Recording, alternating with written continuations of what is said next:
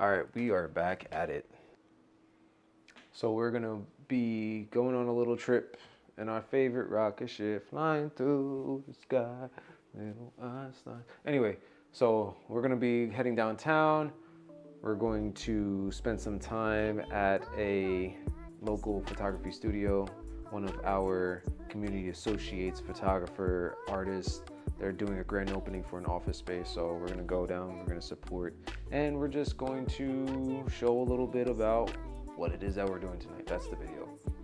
We're gonna vlog tonight. Yep. So let's go. And we gotta eat something, so I gotta cook something before Jinji gets back. We about to make some motherfucking tuna fish sandwiches.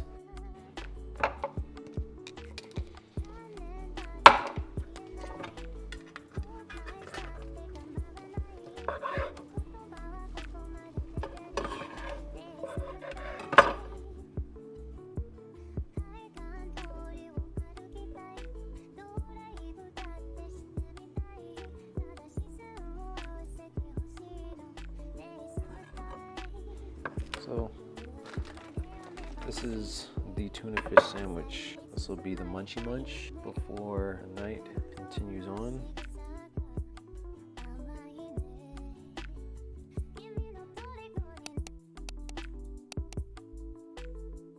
That's what we're looking at. Oh, baby. Today we're going to be talking about how we improve, heal, and work through conflict, right? Yeah, that's the goal. It's an interesting topic. We've been having conflict. It's true. We've been working through it, though. I think that we handle it really well, actually. Like, it's always, I can always step away from it saying that was a healthy communication, even though it was an uncomfortable interaction to begin with, and then as we work through it, we get to a point where it's not actually uncomfortable, and I'm like, oh, we do need to be having this conversation, and it's helping me in more ways than I initially thought. And then after, I feel like we don't walk away feeling a way about things. Like we don't walk away unresolved for the most part. There was one day, but in my mind, or we don't, everything's not all like checkbox done at the end of one conversation. However, we're not we've come to some sort of conclusion at the end of each conversation. Well, I'm glad that you feel that way. Do tell. Well, conflict generally isn't just like the thing of the day. Yeah. It's usually a culmination of a bunch of different things. So the conflict arises as a result of multiple different things. What are you going to check the donuts? Yeah, I don't want them to melt off, which they are. But it's okay. So the conflict arises from a bunch of different things, and even if it's not the actual thing, that kind of comes up at the time of discussion. So conflict, I'm almost trying to define it as an ongoing conversation that is probably can get more heated than just your normal everyday conversation, but I do think it's a necessary type of conversation to have. Now then there's a matter of identifying what is good conflict versus bad conflict, positive conflict, which is positive versus negative, even though those things in my mind don't really exist, positive, negative, good, bad, but in the way that we're trying to describe it, as we understand it now, good, bad, right? It's I guess to what ends. But yeah, conflict to me is an ongoing conversation that's just not the conversation that's being had at that moment. So I like that. That makes sense. Because it's like conflict comes from something. yeah, a That bunch of something- somethings. Yeah. So then an amalgamation of some things then create the one moment of conflict. Or the many moments. Well, yeah, but I'm saying like one moment of conflict is connected to an amalgamation of Yeah. things. So So then I guess it's a matter of like, well, how do we handle it? That's an ongoing thing also. It's like how do we handle it? I don't know.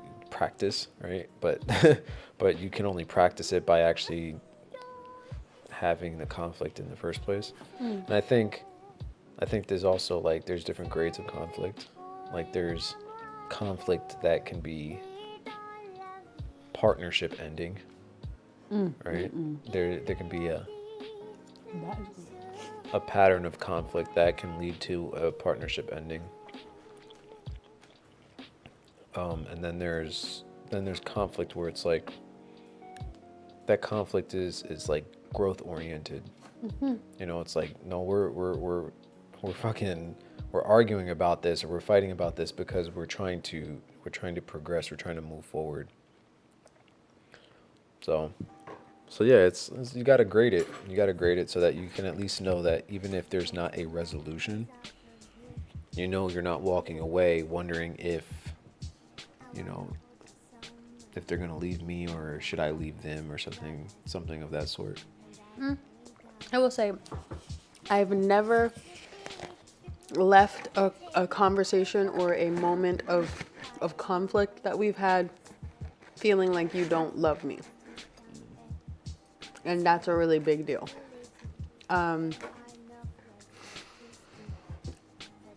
Yeah, I think that's important, right? Where, like you said, there are conflicts or moments of conflict that can end a relationship and others that cause or promote growth in a relationship, where it's like we need to be having these conversations so that we can grow and continue to progress towards our overall mutual goal. I feel like our conflicts are still in line with growth-oriented habits and trajectory. And so it's, uncomfortable conversations or, someone gets irritated or whatnot, but then we continue to learn each other and grow towards a mutual goal. I don't feel like there's a regression.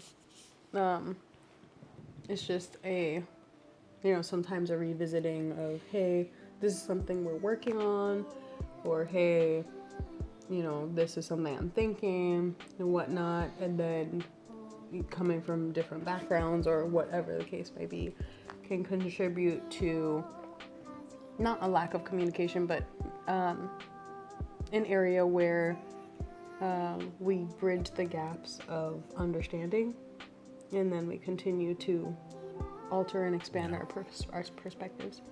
Yeah, and then you said not regression, and I agree. It's not regression. It's almost like it's less of a regression, right? Because it's opposite of a progression. But it's more like we are reflecting. We are backtracking our steps to figure out. Bless you. Thanks.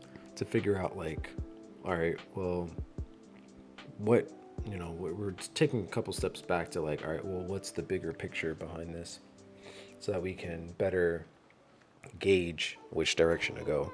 And then another way that we handle conflict kind of preemptively is this right here, right? Our purple book. If you guys remember from not even a couple weeks ago, I guess at this point it's a couple months ago, we're talking about our purple book. That's kind of like our joint weekly meeting journal, right? So we come together and we write things down. But that book is representative of our weekly meetings that we've had every Friday for the last 27 Fridays.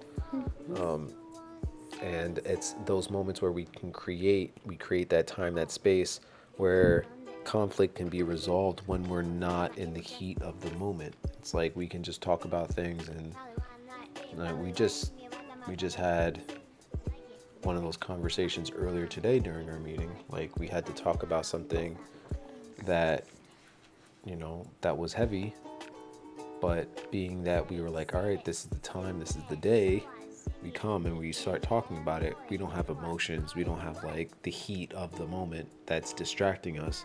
We can just talk about it and hear one another. And then we just, all right, well, let's go about our day and just keep going. So the meeting is also a way that we preemptively kind of avoid conflict, mitigate conflict, not avoid, mitigate, because we don't want to avoid it. Avoidance is not the way to go. Mitigating the height at which conflict can elevate is probably the way I describe it. Yeah, adding on to that, I think that a lot of conflict, or I want to say agitations, arise because we're operating in emotion rather than sitting in the, hey, this isn't us against each other, this is us against this problem, or this bone of contention. So I think that when we have our meetings, it's really a way where we can literally look at it objectively and then look at each other and say, hey, we've felt this and we've talked about it, and so what are we gonna do? Or here's the data. It's not like a standard or typical what you might see in the media or talked about more commonly, like screaming matches or whatever, because we're engulfed in the emotion of it. Yeah. I know that I'm an emotional person, and so I can be easily overwhelmed by my own emotions, but that also, I know from reflection, makes it more difficult, one, to get my point across, and two, to actually retain or properly communicate what is actually even wrong. Yeah. So, yeah. I can see that. And then I think maybe my lack of emotion, it can it can worsen things in a sense, because then maybe it's sending a signal like this guy doesn't even care. You know what I mean? So, which even that had to be discussed at one point. Yeah. It's like, But now it's like go ahead. It's like, do you even care? And I'm thinking, it's like, yes, I do. It's like, I do care. If I didn't, I wouldn't, I'd be very dismissive, right? And I think that energy would communicate differently. And I know even when the question's posed, you probably don't think it yourself that I don't actually care. But the question still needs to be, I guess, needs to be asked just because, right? For whatever reason. But it's like you're communicating that you might not care, but I know from your actions across the whole time, like, you do care. Yeah, so, but in that moment, you're like, do you even care? Yeah. It's like, it's like, yeah. I do, but at the same time, and then depending on the situation, it's like, I might not care to have this conflict at that time. It's like, I don't care to have this conversation, but I do care. I do care, but I don't care to have this conversation. Yeah. And I guess that's not necessarily like a correct response or a wrong response. It's just a response, and it could be correct at a time and it could be wrong in another time, depending on the context under which it might be said. Yeah. I also do want to point out to you that I feel that you are in touch with your emotions. You're just way more reserved about it. Where externally, it may not seem like you're feeling emotions deeply. I know internally, it's likely that you are. You just have honed the skill to separate the facts from the emotions. Yeah. The fact that emotions come and go, Yep. and facts tend to remain. Or just like, maybe not even facts, but just like objective points, right? Like it might be a fact in my reality, but that doesn't mean it's a fact in your reality, and vice versa. So it's like, you're right. I do care. I do have an emotion, but I also understand, and this came over time, that I understand is like my emotions can get in the way of being able to think objectively when it's an emotional moment. Yeah. And a lot of that comes from my years being spent in healthcare. You know, like I can see when families are keeping their family member alive when they're literally clinically dead. And I'm like, that is an emotion. Yeah.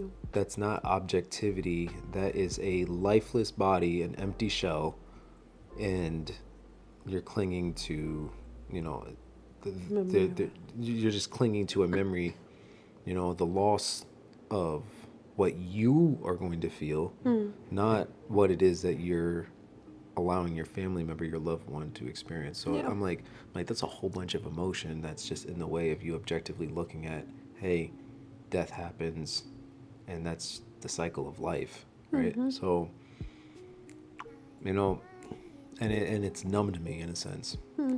But also is a skill because you've experienced the extremes of that, to where when it comes to situations where it's something smaller, like, oh, you know, I don't even know, something small in comparison, then it's easier to say, hey, well, you know, this emotion is not permanent, and we don't know exactly what the fact in each of our realities are on this point.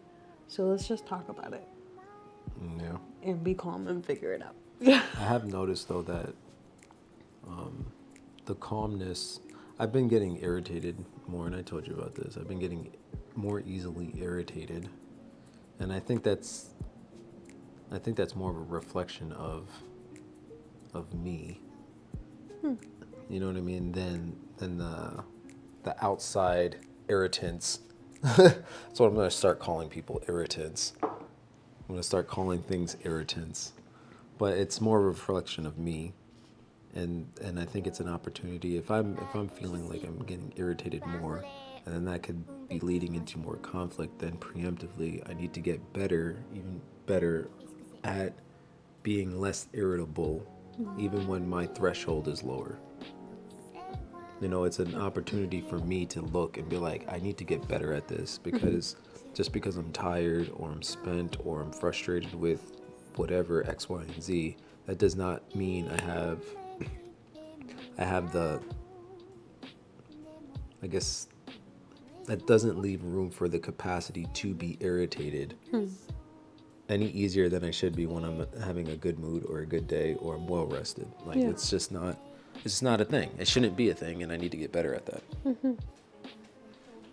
It's like a, how are we doing? Good. It's, reminds me of the mental training that you hear when people talk about some of the day-to-day practices of monks. But in general, I think it's a good rule of thumb. Thank you. For us as general humans seeking further enlightenment or further, not exactly control, but I guess control of ourselves, not necessarily of our lives, because we can't control external factors. We can only control internal factors. So Really? Yeah. You think so? Yeah. I mean, we do have the ability to, I don't know, you I mean, you so can kind of sway or hmm, I don't want to say manipulate in a negative connotation, but manipulate as in like if you're holding a material, like copper is a very malleable material. So you have the ability to do that to your external world to an extent. However, I can't impose my will upon you like I can impose my will upon myself, right? why not? Because you have a whole other ecosystem going on in your mind with its own ability to impose its own will on itself, right? Sure. So it's a battle of will, Yeah, but why can't you because you can impose just, your will to change the reality in which you're experiencing? I feel like you can. I just feel that that would be an exertion of an excessive amount of energy if someone's not willing to work with your will, you know? And so then that goes into like another combative experience, whereas what I'm saying in this instance is okay, I can only control how I react or respond. I can't control how you would react or respond. So Why working not? on the pause, I mean, unless you want to play chess in your mind all the time and be like, if Well, I say okay, this or I do this, he's gonna say this or do this, and so maybe, but think of it this way: the way that we have conversations. If I were to elevate my energy in such a way that seemed combative, do you think your energy would not match the combativeness that I'm presenting? I think that reflectively or reflexively reflect the yes. Okay, so However, no, hold on a second. So, that's where I'm talking about the control and the monks and the practice that we need to but employ. what I'm saying is, if I inherently know that if I raise my level of energy in whatever way, doesn't matter which direction, then it increases the chance that that energy will be reciprocated, whomever it is that I'm talking to. So in a way, I am manipulating my reality, Yeah. because I'm saying if I act this way, I'll get this reaction. There's a better Yeah. probability that I'll get this reaction. If I get that reaction enough because I want that reaction, then I can effectively change the entirety of my reality. So There's- take so for then- instance, if you decided to be just create an entire media platform, your own media brand where you are just creating conflict. That conflict, and you just want to create conflict between everybody, just cause conflict, whether it's for positive change or negative change, it doesn't matter. You're just creating conflict. Your brand will be just that, and it will grow. Why? Because the more conflict that you do, conflict will then come back around and create more conversation around the conflict that you started. So your brand will grow, and people do this.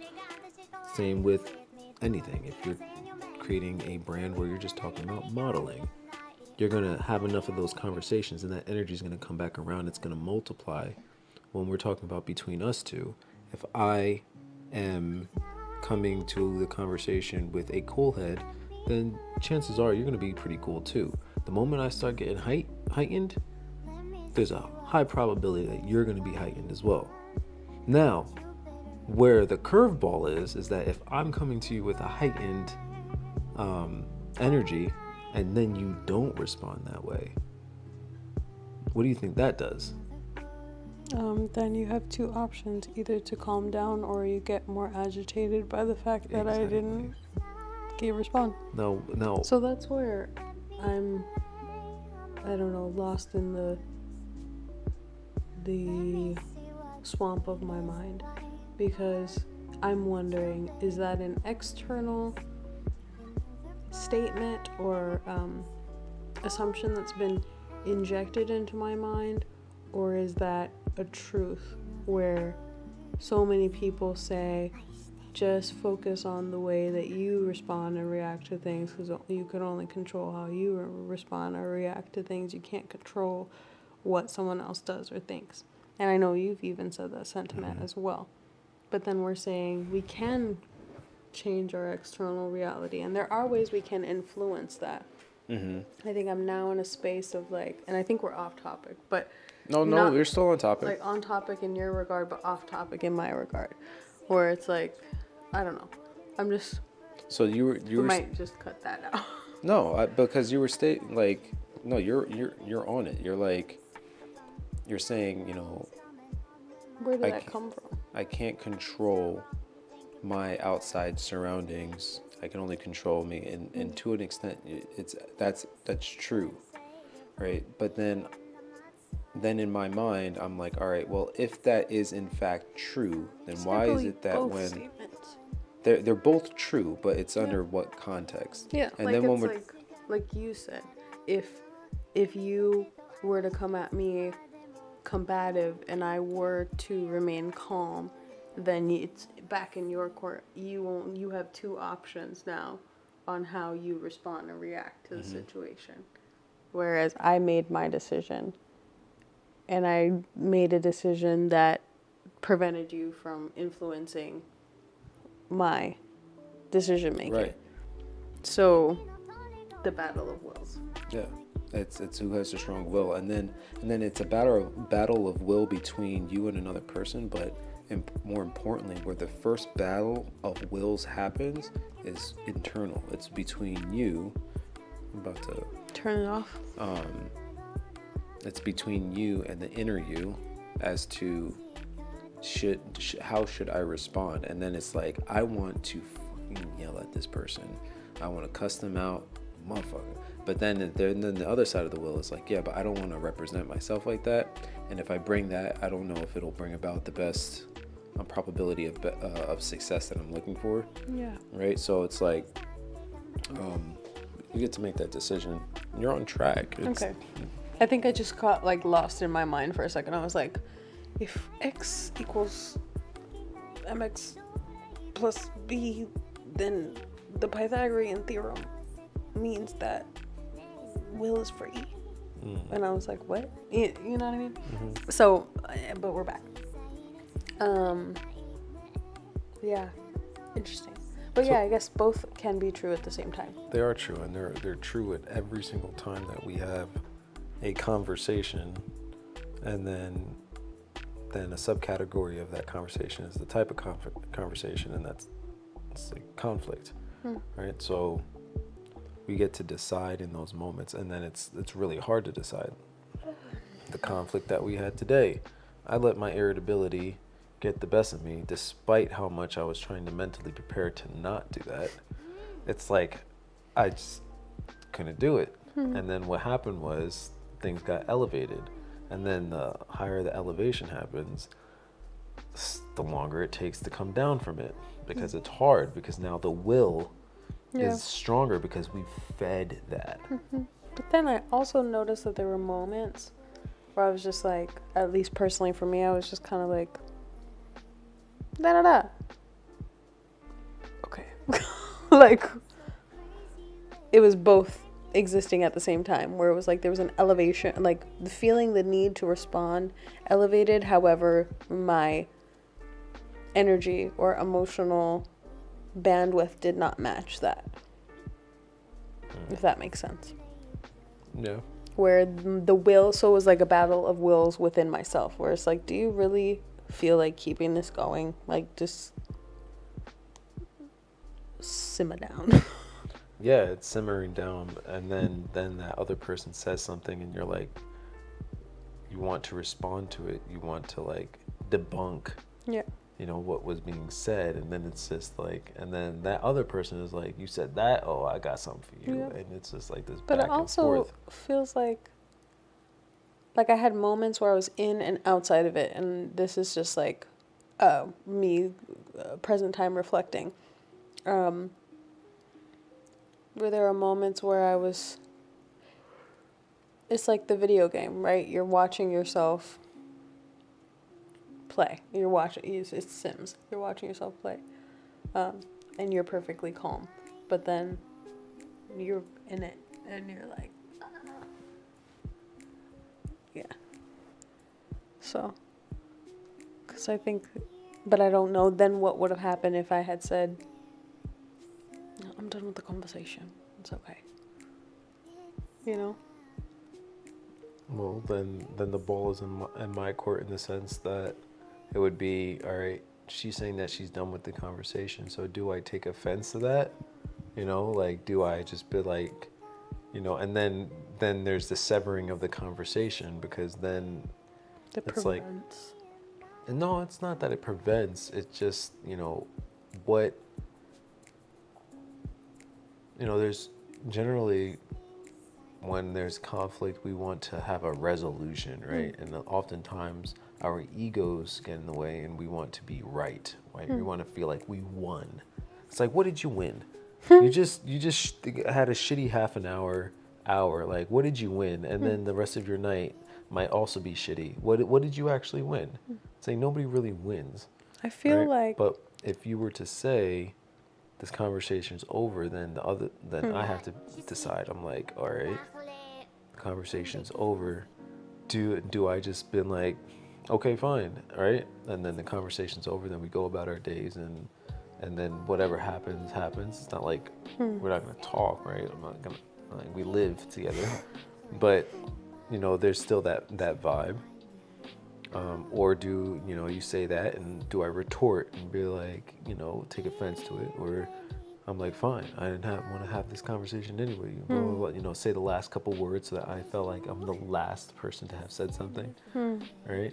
And then if I did feel like I needed to say something last, and you decided to calmly walk away anyway, without having to say something, it's like that's the chess, that's the battle of wills. And then I'm sitting there feeling like a moron because I felt like I had to say something last, and you didn't feel like you had to say something last. You felt like you communicated enough, and you don't want to usurp your own ability to stand in your own truth, and you're okay with letting me have the last word because you're above it, right? So that's the battle of wills. However, in our case, I feel like, specifically talking about the conversation that we had today, I think that would have cut into the understanding, healing, and growth that needed to take place, because we came to maybe not complete resolution. There's still work that needs to be done in whatever regard that we addressed, but we did come to some conclusions, or, you know, there were some answers that were discovered. We learned something about each other, you know, and so I think that was necessary. I feel like if we stopped that conversation, then we would have had to have another same type of conflict, another replica of the same conversation. Which makes sense, though, because the conflict is, you know, it's never just one. Yeah. Right? It's, in my mind, it's an ongoing conversation anyway. And I'm not saying that one of us should have just ended the conversation and walked away. No, yeah. The conversation happened how it needed to happen. I think there are certain points at which certain conversations can definitely end that way, and it actually be the right move.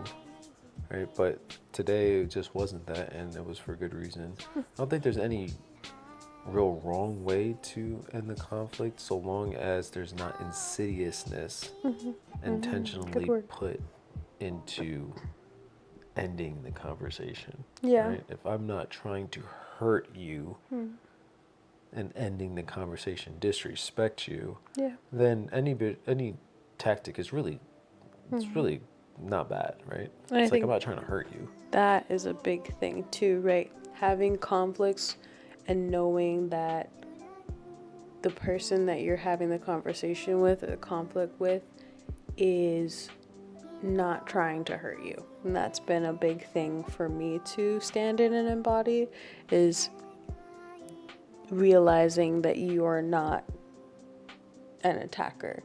You are not against me. And like, any conversation that we have, okay. Any conversation that we have, I had to make sure it looked like a straight line. I was like, I don't know about this. Any conversation that we have is for the betterment of us. And the reason that you're sitting there having the uncomfortable conversation with me is because you love me. And it's like, if you didn't care, or like you didn't have those feelings toward me, then we probably wouldn't have the conversation at all. You'd be like, whatever, you know, and I'm not going to waste my time, da-da-da. And there are some cases where it's like, I'm not going to waste my time having this conversation because it's not constructive for either of us. It doesn't mean I don't love you. It just means we don't need to be having that conversation. And when we do, we don't run away from the uncomfy, because uncomfortable situations don't mean that there is any love lost, or that there is spite there. Uncomfortable is a good indication of a growth opportunity. And you're right, it does make it a lot easier to have these types of conversations, these conflicts, when you know that other person is not trying to hurt you. Yeah. Right. And then before that, it's like, if you're under the impression that person, or if you're receiving the energy that person is in fact trying to hurt you, then you gotta wonder if you're actually partners at all. You know what I mean? It's like, why you know, why are you with someone that's trying to hurt you? Yeah, like, what's the point in that? I understand, we're kind of human. Sometimes we say like certain things just to like get on people's nerves, but I mean an actual trying to hurt you. Yeah. You know what I mean? It's just like, there's lines, right? There's lines that shouldn't be crossed. And to each their own what those lines are. But it's like, if you're feeling a hurt, then you gotta wonder if that person's in fact your partner. But yeah. Anyway, so. And define what a partner is to you, case by case. But yeah, we've defined what that means for us and each other, and if someone's not embodying that, then that would be a conversation. Luckily, that's not the case. I mean, so far, I think that's even an ongoing conversation, because we grow, we grow, and we become different people. There's more to add on. There's more to take away. Yeah. We experience and we revisit. However, you know, we know what baseline expectations there are, or what we can look forward to experiencing and sharing with each other. Yeah. So. All right. Well, I think that's good enough. Yeah. I think. Did that answer your question? How we handle conflict. Question is, we're still trying to figure out. You know. Yeah. In a lot of real. ways. Yeah. And I think we do well. You know, circling back, I always leave a conflict or a heated moment feeling like I'm still loved and cared for, whether, you know, we kiss and make up right then, or we both need to take some space after. It's going to be case by case, every situation. But uncomfy conversations, as we both agree, are really good growth opportunities. And I believe that you should want to grow and stretch with your partner. And if you're in it for the long run, or for however long that person is with you on your journey, there are going to be growing pains that you experience. Now, what you decide to do with that and how you decide to handle that, communication is what makes the difference ultimately either way. So. Yep. And I would like to reiterate, it is a battle of will.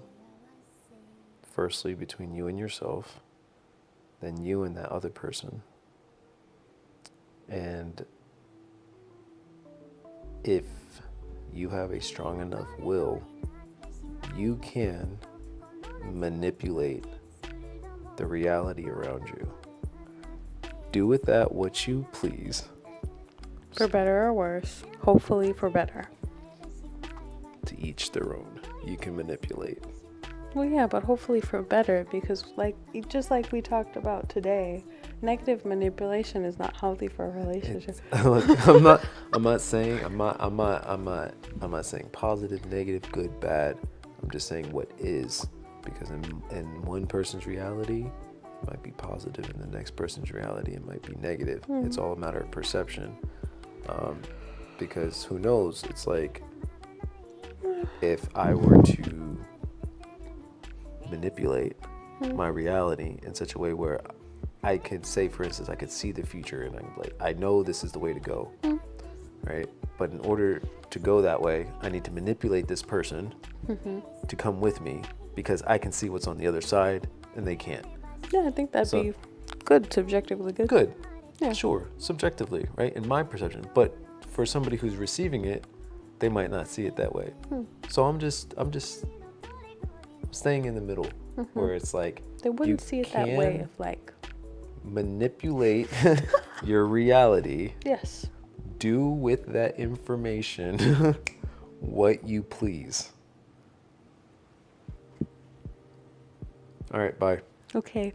This has been another episode of A Couple Conversations by Tawfiq and Jinji and presented by Original Studios. You can watch us on our YouTube channel, Original Studios. Check us out on Instagram at Original Studios. And find us. You can email us at... I was trying to do one of those ads where taking this medication may cause... Okay, goodbye. Bye.